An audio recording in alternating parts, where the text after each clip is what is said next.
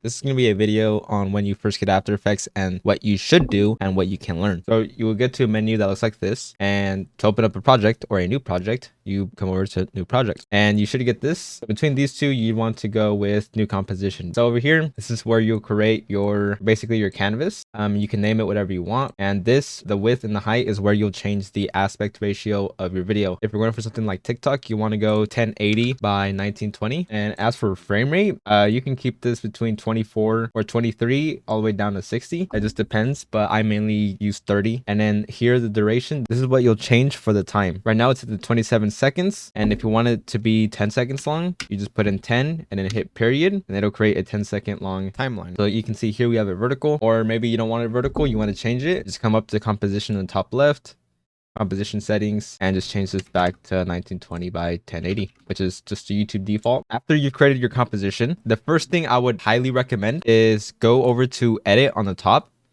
come over to preferences, and go to general. We'll just start from top to bottom. So I don't know how many of these are set to default, but you can just copy what I have down. Startup and repair, all of these I'm pretty sure are just default. So right here, I have mine set to 1.6. I know this isn't default. Resolution and quality, and turn on mute audio when preview is not in real time. This is a preview of what it looks like when it's off.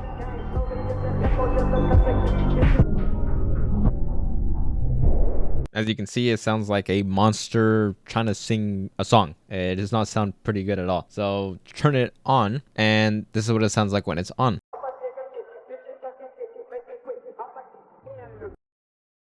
For idle delay before caching starts, I have it set to 2. I think default's 8, but I set it to 2, so that way I'm not waiting here for 8 seconds long. Basically, what this does is if you come over to your timeline, so I'm scrubbing, nothing's happening. But then once you're AFK for 2 seconds, then it starts to scrub. So default's 8 seconds, so before you would have to wait 8 seconds for it to actually start going. And if you change it, once it's set to 2, or any low number, then it starts to go after that certain time period. So you want to turn this to as a low number as possible. You could even set it to 1 if you want. I just think 2 is a reasonable number. That's what it means by idle before caching starts, whatever. Change that to a low number. Play, hardware acceleration, composition layer and footage panels, show buzz timecode and frames timeline panel. Keep this on. Everything else, like all this, doesn't really matter. These are all kind of like personal preference. I did disable disk cache just because I feel like it made my computer slower, so I just turned that off. It's personal preference, but you can change that if you want. You can copy it, but I turned it off just because I didn't like it. Autosave, I think default is 20 minutes, so change that to, as you can see there, like it popped up like saving. That's what it means. So every 2 minutes it'll automatically save by itself. So I have that set to 2 minutes. It won't work every time. I've noticed it doesn't work every single time, so make sure you get in the habit of hitting Control S, which just saves the project file itself. Memory performance, you want to turn the RAM reserve for other applications. Turn this all the way down. If you have 32 gigs, it should save the 3 for the rest. And if you have 64, I think it's 6 gigs for the rest of the application. So let's turn this down to as low as possible, so that way After Effects is running smoothly. Audio hardware, you can just change this to your headphones, so that way you're always listening to it on your headphones rather than your monitor. So I'll change this to your headset or your speakers, whatever you're going to be editing on. And then all this is just, you just leave default because you're not going to mess with any of this. The way the timeline works is everything works from top to bottom. So if you wanted to add a video on top of another video, you just add it on top, and say like you have a text or like say you have a photo that you want to add on top, you would just drag it on top of the layer of the other video. So that's how After Effects works. It works top to bottom. So if you want to add an effect to something, you would make an adjustment layer and place it on top. Place it below it, nothing will happen. And if you want to zoom something in or zoom something out,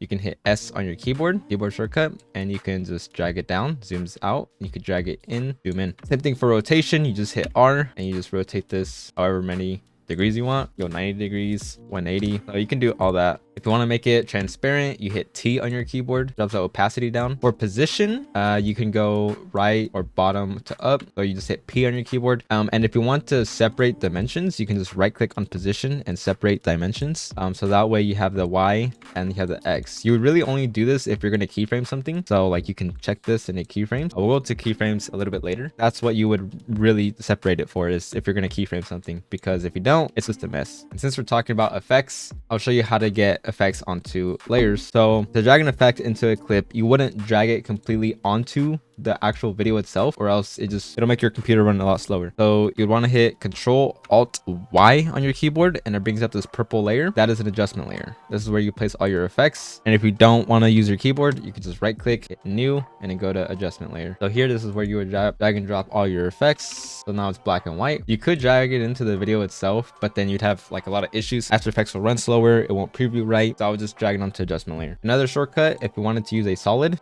solids are basically just used as like either a background, or you can even drop gradients onto them. So Control Y is a keyboard shortcut for that. You can even change the color and come over to effects and type in gradient. And there's different types of gradients. So the gradient ramp, and there's gradient wipe. Gradient wipe is a transition. Gradient ramp is what you'd want. So you have something like this, and you can change the color, whatever. So that's what solids are mainly used for, is either like backgrounds, or sometimes you can apply effects to it. It just depends. So if you notice that the effects are taking a toll on your PC and it's just not grabbing through properly and it's just taking forever, you can drop down the resolution to half, all the way down to a quarter. And basically what this does is that it just lowers the resolution on the actual preview. That way you can scrub through it and play back everything, so without any problems. And you can see it just goes by faster when it's in quarter. So if you're doing like something heavy, you're adding a bunch of effects, and you're just trying to scrub through it to see if it sounds right or looks good, you can drop this down to a quarter. If you have it in full, you're gonna have problems. Half, it's a little bit faster, but you'll still sometimes notice some beat issues. So you can drop this down to like a third or a quarter if you're doing something heavily taxing on your PC. I mainly use it on full just because I'm not doing anything that's like heavy on my PC in general. So I keep this at full. Sometimes I'll go down to half if my PC is struggling. So I'll just turn this down to half. Some other keyboard shortcuts to remember: say you delete something by accident, you can hit Control Z on your keyboard and it just undoes the last thing you've done. So it just undoes basically the last action you just did. So say you delete both of these, it brings back the first one, and then you hit it again, it'll bring back the second one. So this is very useful, especially since if you're looking at somewhere else and you just click and drag by accident and you move something, you can just hit Control Z and it brings it back to the place it was before. Like I said before, Control S saves the project. Once you have a brand new composition, hit Control S, it'll pop up your file explorer, and you have to save the project and name it. So that'll happen first, and then afterwards it'll pop up like that. Again, Control Alt Y is your adjustment layer. That's where you get your adjustment layers. Control Shift Alt Y is a null layer. This is basically just like a placement holder for your like scales and rotations. So the way to use this, if you were to scale it in just normally, nothing happens, but the box moves. So what you would do is you can drag this point to wherever you want on the actual video. You can even come over to parent and link. You can just change it from here from none to null one, or you can drag this and parent it to null one. Either or, I usually just drag and drop. I never really use this. If you have a lot of layers, then I would highly recommend just using this rather than that, because sometimes it gets hard. So then now this clip, you can hit S on your keyboard, zoom in, and you can zoom out. That's how you see all those cool zoom in transitions or effects that you see on all over social media. So that's how you use a null layer. Control T is your text. You just hit Control T, place it wherever you want on the actual video, and you come over to align and hit align properties. So align vertically and align horizontally is the middle. Control T is how you would get your text to appear. As for camera, I don't really know. I've never really used the camera, so I don't even use a keyboard shortcut for it. If you want to learn what they are, you can come over to edit and keyboard shortcuts, and you can learn what they all are. You can hit Control, and it shows you what every single one of these do. You can just click on it. Add footage to comp. Control period is stop render queue. Control comma for me is add to render queue. And you can just kind of just sit here and learn what they all are. So like you can cut, you can copy, you can paste, you can duplicate. So Control D just duplicates it just like that. Control Shift D cuts the video. So say you want a certain part, you would just cut it, and Control D duplicates. I do get confused with them, so sometimes I'll duplicate it by accident rather than cutting it itself, but you can do that. You can even copy and paste it,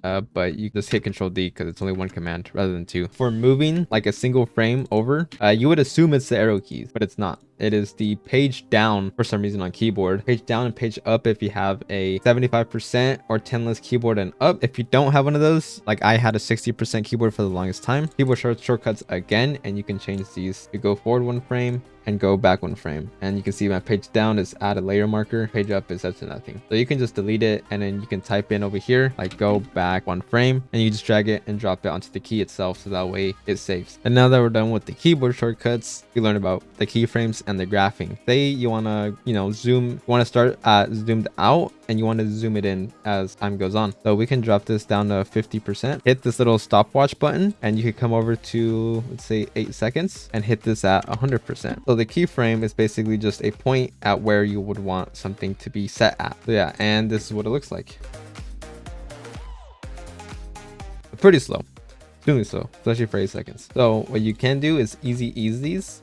You can hit F9 on your keyboard, or if you don't have F9 on your keyboard, you can right click on them and go to keyframe assistant and come down to easy ease. So then now you get something that looks like an hourglass. So you would hover over both of these, or you could even click on just one and just hit the graph button over here, the graph editor, and it should bring up something like this. It's basically like a slope or like an S. And the way the graphs work is this is the beginning. The beginning, it'll start off kind of slow and then it'll go up in speed. So it'll go like this. Starts off slow, it picks up a little bit of speed, and it kind of just stays constant throughout. So if you want it to be a little bit faster, you can drag this to the left. So now it's faster, and you could drag this more to the left.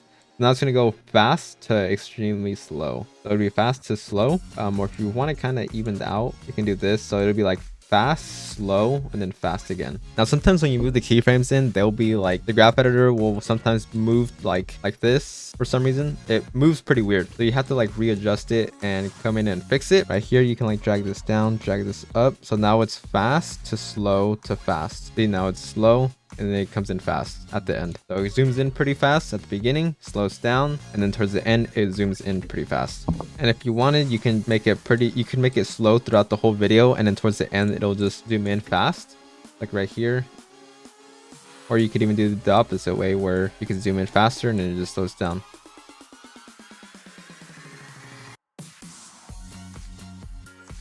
So that's how graphing and keyframes work within After Effects. And you could add multiple, it doesn't have to be 2. You can do it again. You can go over here and just scale it down to 60. And if you try to do this, you'll notice that there's a whole other graph. This does make it a little bit confusing, because then you have to work with 2 graphs inside. So then you can just do this, do that, then it zooms out. And you could always just play around with the graphs. So that's what I would learn. I would learn basically the basics of After Effects before you get into any type of editing. And it does look pretty complicated at first, but once you get the hang of it, then it's kind of like, okay, this is how it works, this is what I should do. Like all this other stuff on the left hand side, like motion blur, this will be an adjustment layer. This will be checked on if it's an adjustment layer. And then 3D, which you would use in like text or something. And I have more tutorials on my YouTube channel. And if you want to learn about render settings and what you should render for social media, I have a whole YouTube video about it. It goes over how to get 4K quality and the render settings for After Effects and thrown into Media Encoder. If you have any questions about that, I have a YouTube video talking about it, and I'll leave it in the description, and it'll probably be here somewhere on screen. Hope this helped you in some way, shape, or form, and I'll see you in the next video.